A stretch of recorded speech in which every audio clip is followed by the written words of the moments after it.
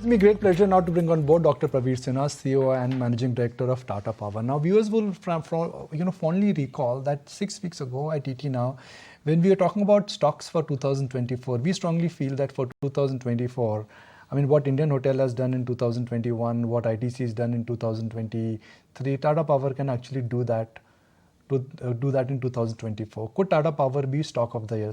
Good morning.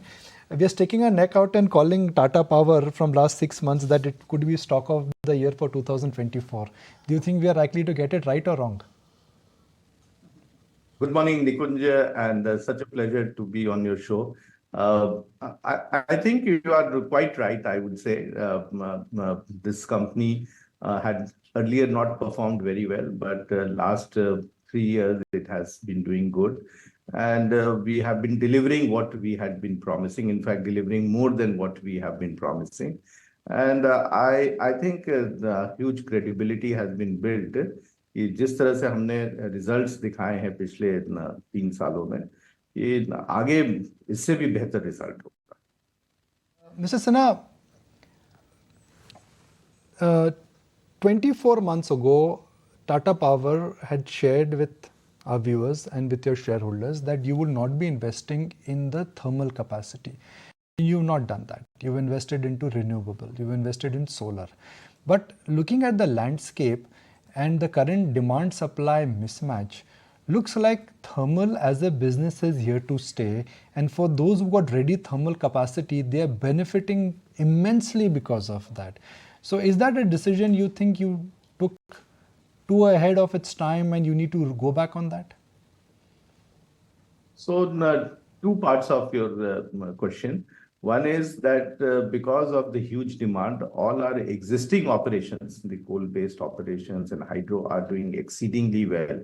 And they are running these plants at a much higher PLF compared to any other plant in the country. And that's why our availability and PLF both are very good, and that is supporting our existing operations and is supporting the growth that we are looking for ourselves. Secondly, we decided that we go the renewable way. And when we say that we'll go the renewable way, we were not just stuck that we will give solutions of just solar or wind. We wanted to come with RTC power, which is 24/7, 365 days, combination of renewable power. We initially started with simple solar and wind, but now with the investment that we have planned in pumped hydro, where we are now setting up 2,800 megawatt of pumped hydro in our existing reservoirs, we will be in a position to offer nearly 10 to 12 gigawatt of RTC power to the consumer. So I think the objective is that how do we provide clean power, as also how do we provide affordable power to the consumers. And I think the solutions that we have got are unique solutions. Our cost of generation from pumped hydro will be much lower than any greenfield project.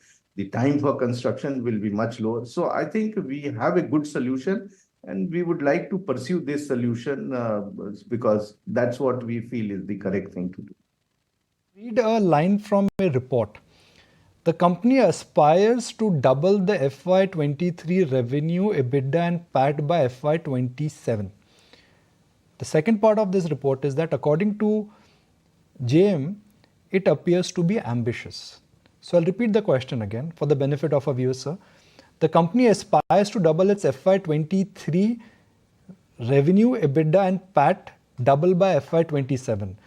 There is a brokerage which says that it is too ambitious. Do you think the brokerage will be right, or you will prove the brokerage wrong? And if you will prove the brokerage wrong, how and why? So I just want to share 2 sets of numbers. FY20, we were about 28,000 crores in revenue. We were about 8,000 in terms of our EBITDA, and we were about 1,400 crores in terms of our PAT. Last year, that is FY23, we ended the year with 57,000 as revenue. We ended with nearly 10,000 as EBITDA and nearly 3,700 as PAT. So we have demonstrated, and for 16 consecutive quarter we have shown increase in PAT.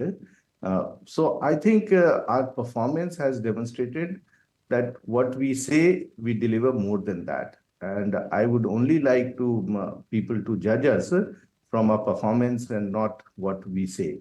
So I think whatever we have said, we will not only do that, but possibly do much better than that. Okay, taken. Mr. Sinha, morning. So let's talk about, what you're going to do 5 years hence.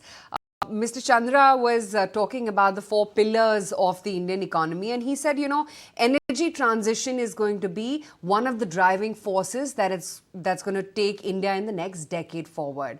5 years hence, what do you think is going to be the energy medium of the future, and what role will Tata Power play in that? So I think Tata Power will play a very, very important role in terms of leadership on renewable space. When we talk of renewable, the apprehension always is that this is intermittent power. It is only for certain hours, like the solar is during daytime and wind is during evening or nighttime, and also not there for 365 days. What we are trying to do is bring a bundled power, which will be renewable power for 365 days, whenever you want it. And that's the type of solution that we are coming up with. These solutions will be a mix of solar, wind. It will be having storage, battery storage. It will also have the pumped hydro storage, which we are investing big time. It will also have demand response. It will have also load management. It will have also energy management, so that you optimize your usage of energy when we have excess capacity, and when we have little less capacity, you reduce your consumption. So these are solutions for CNI customers as well as for utilities. And the type of simulations and studies that we have done, we are very confident of delivering this solution. So I think from Tata Power's perspective, we have a very clear roadmap that we need to provide to our consumers clean energy solutions. We need to provide them affordable clean energy, and we need to provide them 24/7 based on their requirement. And I think we will meet those aspirations in the next 5 years. So are you staying put with your Capex outlay of 60,000 crore rupees by FY27, largely driven by renewables, as you said? It's not only renewables, but there will be large amount of Capex that we are planning also for the pumped hydro. The pumped hydro projects that we have planned today is nearly 2,800 megawatt, which will involve an investment of nearly 13,000 crores. So that is also part of it. And so also our investment will happen in creating the necessary transmission infrastructure as well as distribution infrastructure. So I think it's a very good balance that we will be doing between the transmission, distribution, and renewable and pumped hydro. And I think the whole objective is to provide very smart and good clean energy solutions to the consumers. So for 2027, which is what you've indicated, that you aim to double your EBITDA, aim to double your revenue, aim to double your profit. How will the split change? Where will the large amount of concentration for the profitability and the revenue contribution will change? So just for the benefit of our viewers, if you could tell us your top 4 revenue contributors right now, FY23, and for FY27, we are using that for base comparison. What would be the split like? So right now, each one of them is about 1/3. It may change from 1/3 for each to maybe 40% or little more than 40% for renewable. And then our transmission distribution will do about 35%, and 25% will come from our existing coal and hydro and some of the new hydro that we'll do. So I think it will not change very much, but yes, some direction of change will happen, because the of investment that we are doing in renewable is largely is much more than what we are doing in other areas. Right, Mr. Sinha, morning. I wanted to understand your outlook on the spaces that you've taken a bet on, solar and wind. And given that prices in both of these spheres are falling, what makes you confident in light of the technology to take a bet on a space where we are seeing prices collapse? Well, I think the prices have stabilized. If you remember, 2 years back, solar bids were at less than 2 rupees and around 2 rupees. They have now stabilized at a much higher level, around 270, 280. Secondly, the wind also, the tariffs have stabilized. And now going forward, I find that there are more of hybrid bids which are coming. So these are not just plain solar or plain wind, but they are mix of wind and solar. In fact, recent bids are more complex, which is a mix of solar, wind, and storage, and certain hours in which you need to give peaking power with storage.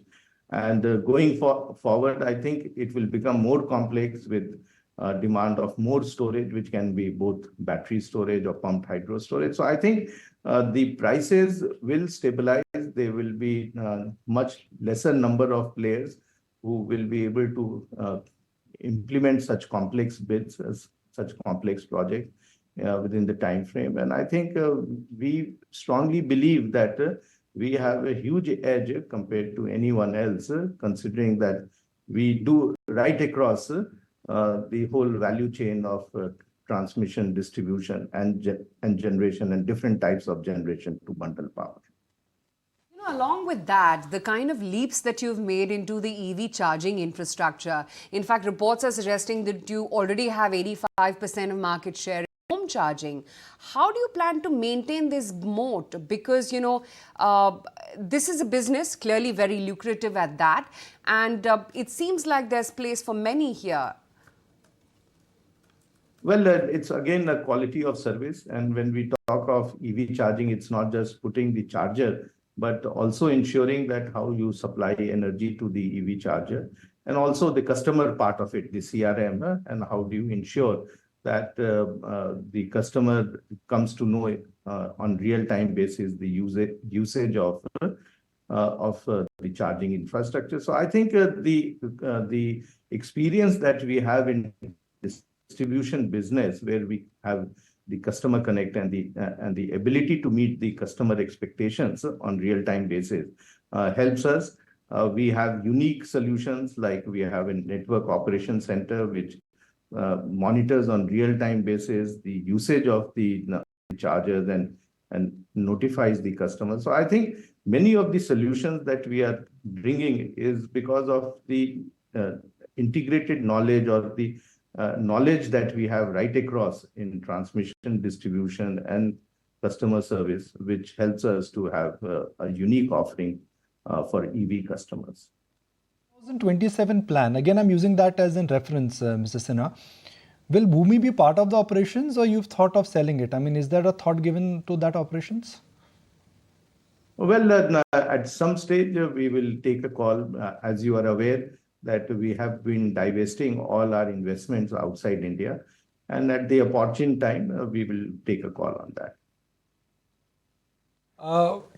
Then what are your assumptions for Mundra for 2027? I'm using 27 again for reference, because 3 year out is where we can understand that what are you building in. So in your commitment of doubling everything, what assumptions have you taken for Mundra? I think one thing that has been established is that Mundra is a very important factor to meet the power requirement of the beneficiary states and to meet the power requirement of the country. It continues to be one of the low cost, in spite of the Section 11, where the cost pass through is there. And we do expect that with the type of demand that will be there in subsequent years, there will be some solution which will be similar to or more in line with what is the Section 11, so that there is a cost pass-through that is ensured. So I do expect that Mundra will continue to serve the customer, and today also it operates at virtually full capacity, meaning that even at under Section 11, it is in merit order, and it is one of the low-cost producer of power. So this will continue in 27 also, and subsequent to that also. You've raised PE investors in your renewable businesses. Would you be looking at exploring that as you built up your solar pump business, as you built up your other storage businesses? Would you be looking at more such deals what you've done before with global investors, with global funds? We keep on looking at opportunities. So it's too premature at this stage to take a call on any of these things. But what I can assure is that we will be in a position to invest this money, and there is a lot of demand of the good projects that we are implementing. And we will implement this project with more of our internal resources and the debt equity ratios that we maintain. And we will always have very healthy financial metrics when we implement these projects. What really differentiates a utility company and a power company is the cost of borrowing. You're a Tata Group company. You got access to cheap capital. That is one of your USPs. How do you see that would be an advantage going forward in a business like power? It's a big advantage for us, and that's why I always share with all the investors that since we have a great track record, we are able to get a lot of financing both in India and outside India. And recently we had shared that we got financing from DFC from US at a very, very competitive rate. So I think financing for good projects, and especially for a company like Tata Power, will never be a challenge. For us, what is important is to implement these projects on time and give value to our shareholders. There's a holding of 45% in Tata Power. Is it still below 50%? Do you think it makes sense for them to increase if the profits are increasing, if the path of growth is so strong? 45% is still below 51%. I couldn't get your question. No, my question is that Tata Sons today has 45% stake in Tata Power. The company, Tata Power, is embarked on a growth path. Do you think going forward there could be capital infusion, warrants which could come from Tata Sons if you need capital? These are very premature questions at this stage. When we require capital, we look at all options and we'll take a call. We like to read in between body language. When a CEO smiles on a question, I don't know how to judge it. Well, I've been smiling right through all your questions. So the only way to judge is that what we are saying, we deliver, and we will deliver much more than that. I must say that just close Diwali, when we were doing our dipstick well eaten, we firmly believe that this could be stock of the year for 2024. And after this conversation, I have reason to believe that at least our conviction in ET now, in a sense, would be proven right. So appreciate your time. Have a wonderful year ahead. Thank you for joining us. Thank you. And you also have a great year and a great holiday season.